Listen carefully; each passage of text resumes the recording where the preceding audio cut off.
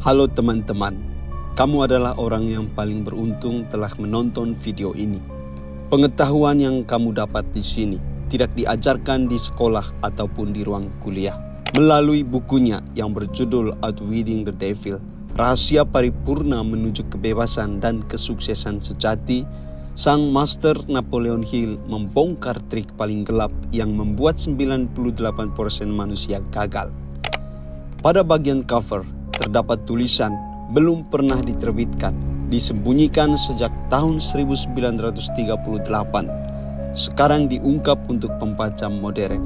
Pertanyaannya, mengapa buku ini dirahasiakan? Alasan utama berasal dari istri Hill, Annie Louw, merasa keberatan naskah ini dipublikasikan karena di dalamnya Hill menyingkap peran iblis dalam kehidupan manusia. Ia mengkhawatirkan reaksi negatif dari kalangan religius yang terorganisasi yang bisa menimbulkan dampak buruk termasuk terhadap pekerjaan Hill dan reputasi keluarganya. Naskah ini ditulis pada tahun 1938 menggunakan mesin tik manual, tetapi disembunyikan selama 72 tahun. Annie Louw tidak mengizinkan naskah ini diterbitkan karena takut akan kontroversi besar yang mungkin terjadi. Kekhawatiran ini wajar sebab isi buku ini berani mengungkapkan cara iblis mempengaruhi manusia lewat pendidikan, politik, agama, dan masyarakat. Jadi jawabannya, naskah ini disembunyikan karena dianggap terlalu kontroversial, berpotensi menimbulkan reaksi keras dari kaum religius, dan dikhawatirkan berdampak buruk bagi pekerjaan serta nama baik Napoleon Hill. Bagaimana sih isi bukunya? Buku ini terdiri dari 12 bab. Yang menarik dari buku ini terdapat pada bab 3 sampai bab 12 yang berisi wawancara yang ganjil dengan iblis. Di sini Napoleon Hill ingin mengungkapkan bagaimana cara kerja iblis untuk mempengaruhi manusia sehingga mengalami kegagalan. Mari kita mulai.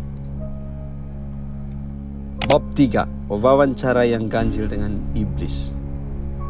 Saya akan membahas setiap halaman dari buku ini karena pada setiap halaman, pada setiap diskusi antara Hill dan iblis memiliki pengetahuan-pengetahuan yang sangat penting bagi kita. Isi wawancara Napoleon Hill dengan iblis mempertontonkan bagaimana iblis menguasai 98% manusia. Inilah wawancara Napoleon Hill dengan iblis. Inti dari percakapan mereka pada halaman ini adalah iblis mengklaim kekuasaan besar atas manusia. Bahkan sampai 98% orang di dunia berada dalam pengaruhnya. Iblis menuntut penghormatan, ingin dipanggil paduka, seolah-olah ia memiliki kerajaan karena pengaruhnya di dunia. Iblis tidak memiliki wujud fisik. Ia hadir dalam pikiran, energi, dan bagian tak terlihat dari kehidupan manusia. Dunia dikuasai lewat pikiran dan kebiasaan manusia. Setengah dari energi atau materi diisi oleh iblis, setengah lainnya oleh lawannya. Percakapan pada halaman ini menyingkap bahwa manusia sering salah paham tentang keberadaan iblis. Ia tidak selalu nampak, tapi bekerja secara halus dalam kesadaran manusia. Lalu bagaimana dengan kenyataan di zaman sekarang? Yang pertama, pengaruh iblis melalui gaya hidup modern. Iblis pada wawancara ini berbicara soal menguasai pikiran manusia. Sekarang kita melihatnya nyata dalam kecanduan media sosial, pornografi, narkoba, korupsi, hoax, dan hedonisme. Pikiran manusia dikuasai lewat layar, algoritma, dan gaya hidup instan. Yang kedua, tuntutan penghormatan lewat sistem dunia. Pada wawancara ini, iblis ingin disebut paduka. Sekarang, banyak orang menyembah uang, popularitas, dan kekuasaan. Tanpa sadar, mereka memberi tahta bagi sesuatu yang seharusnya bukan Tuhan. Yang ketiga, tidak terlihat tapi nyata. Iblis menegaskan dirinya tidak punya tubuh fisik. Saat ini pun, kita tidak melihat iblis secara kasat mata. Tapi kita melihat tampaknya dalam meningkatnya depresi, kecemasan, iri hati, perselingkuhan, dan kekerasan. Yang keempat, pertarungan dua kekuatan. Dalam teks ini disebut bahwa setengah bagian dunia diduduki lawan iblis. Kenyataan sekarang selalu ada pertarungan antara kejahatan dan kebaikan, antara terang dan gelap.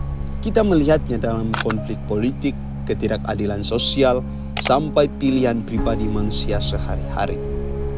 Kesimpulannya, untuk kita sekarang, teks ini ingin menunjukkan bahwa iblis bekerja paling efektif bukan dengan wujud fisik, melainkan dengan menguasai pikiran dan hati manusia. Di zaman modern, penguasaan 98% bisa kita lihat lewat bagaimana orang mudah terikat pada keserakahan, teknologi yang disalahgunakan, dan gaya hidup tanpa arah spiritual.